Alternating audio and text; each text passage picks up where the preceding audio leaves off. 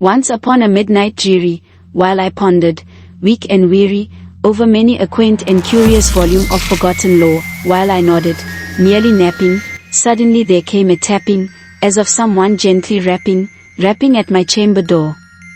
"'Tis some visitor," I muttered, tapping at my chamber door, only this and nothing more.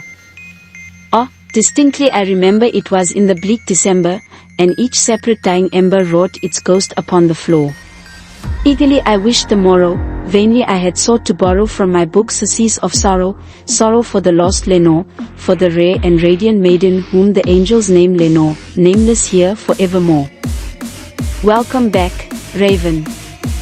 Human resource management proceeds through 3 distinct stages: source selection, or the identification of potentially successful candidates, recruitment, presenting an offer to the most qualified candidates, and development, honing those critical skills to enable those personnel to make a contribution to the mission and organization. To be accessed into the Military Intelligence Corps, you must be able to qualify for a personal security clearance and must demonstrate to selecting officials that you possess the required reliability, stability and judgment. Do you have the right stuff? Do we have your attention? We know that you are interested. Have you made your decision for crisis management? Lights. Camera. Action. Based upon your past performance in the initial screening assessment, you had been specially selected for advancement to participate in another unique simulation experience to assess your particular aptitude for analytical capability and leadership as a company-grade military officer in immersive and realistic scenarios, which had tested your acumen and ability, and which may be encountered by senior-level leaders. So, congratulations for your achievements thus far. In a real situation, with tempers hot and adrenaline running, the decisions that you make may not only affect you and your career progression but will have ripple effects upon perhaps thousands or even millions of others. No pressure. You are still in the game. Many are called, but few are chosen, so let's see how you performed. In the last information briefing, you had been informed that, according to reports, the first known case had been identified at Wuhan Central Hospital on December 18, 2019, where the first case had been reported, involving an unexplained pneumonia patient, a 65-year-old man who had become ill on either 13 or December 15, and who did not respond to antibiotics or anti-influenza drugs, and afflicted with infections in both lungs. It would later be determined that the patient was a delivery man at Huanan Market. However, it would not be until 6 days later, after up to 11 days of illness, that a bronchoalveolar lavage specimen would be sent to Vision Medicals, a metagenomics sequencing company, where they had identified a new SARS-CoV on December 26 and had relayed the finding by telephone to the hospital on December 27. By December 28, that facility would have a total of 7 cases, all linked to Huanan Market. Based upon just these initial facts, does this appear to be something rather routine? Today we know that the average remission time for a patient who will recover is a little over 21 days, but for the most fatal cases, patients will fall into rapid decline and decease within 8, while the specimen for this first patient at the Wuhan Central Hospital would not be sent out for identification until 11 to 13 days after what may have been his initial onset of illness, and 8 days after he had reported to the hospital, presenting with a case of pneumonia, with which the patient was not responding to treatment.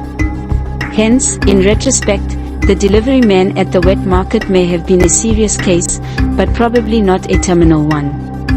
However, living in the moment, presented with a patient suffering from pneumonia, who had not been responding to treatment for 6 days before a specimen was sent to an outside laboratory for identification, at least raises questions regarding quality care. Additionally, it is of note that in China, as noted by the WHO, in their robust investigation completed in late February 2020, many hospitals have fever clinics that were established and maintained since the SARS outbreak, and, although at this facility where a CT scan had been completed on the patient, which is not a standard protocol even for treatment of pneumonia, despite the enhanced opportunities it provides for diagnosis, the hospital did not apparently notice the opacities that would have clearly identified an illness that was at least akin to SARS. And, in China, on December 30, 2019, one day before the world alert would go out, 3 bronchoalveolar lavage samples were collected from a patient with pneumonia of unknown etiology, and a surveillance definition established following the SARS outbreak of 2002 to 2003 in Wuhan General Hospital. This assessment of the first scenario includes some information that had not been presented to you in the information briefing, as well as some information that would not have been available to you at the time. However, life is not fair. An assessment into intelligence is based upon what value added you bring to the table. Sun Tzu had advised that only the most capable officers should be selected for the discipline of intelligence. Do you have the right stuff? What you have to ask yourself is if you just feel lucky. To satisfy the minimal aptitude for this presented scenario at the Wuhan Central Hospital, you would have been required to identify the lackadaisical attitude of the treating facility with regard to a patient who had not been responding to treatment for 6 days, after up to 11 days of illness. You should have asked, at that point, why the decision had been made to at that point, on December 26, 2020, for a response on December 27, which you may have noticed is a recurring date, to source out a specimen to a laboratory that would not provide a confirmation of a new SARS-CoV until December 28, 2020 to a facility, by the way, that had failed to identify the signature opacities associated with SARS during the conduct of their CT scan.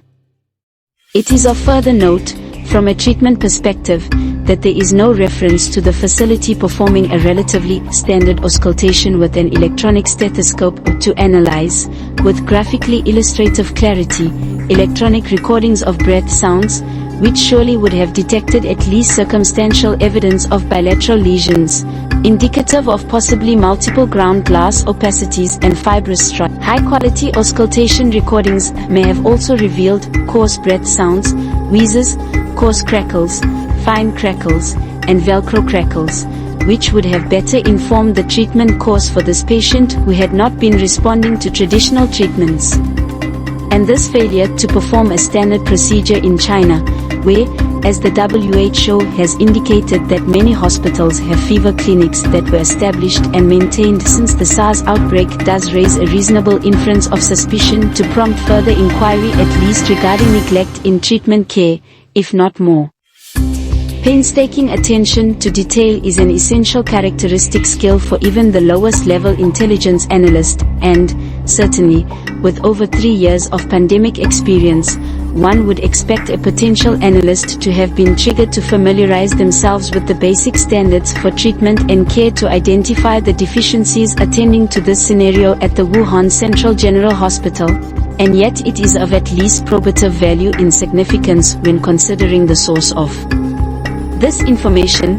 Michael Hubei, a known proponent of a natural spillover theory, who had emphasized the importance of beginning his analysis at the beginning, but who, in his analysis, after calling for a robust investigation, had elected to subordinate the transactions, though temporally precedent to events at Hubei General Hospital, where the first case involving the Lineage A disease had not been identified at that facility until December 27, 2020, a recurring significant date, and 9 days after the Wuhan market delivery person had begun treatment at Wuhan Central General Hospital, and who had been at least coincidentally identified as a patient infected by SARS-CoV on December 27, 2020. Do you have any questions? Did you notice anything further that had appeared unusual or out of the ordinary? Please take a note of your initial impressions, as we continue, in the next installment, with the assessment. This concludes this leadership assessment simulation, and you shall be contacted with the results. Thanks for your participation. That is all. Carry on. This message was approved by Major Mike Webb. Honest.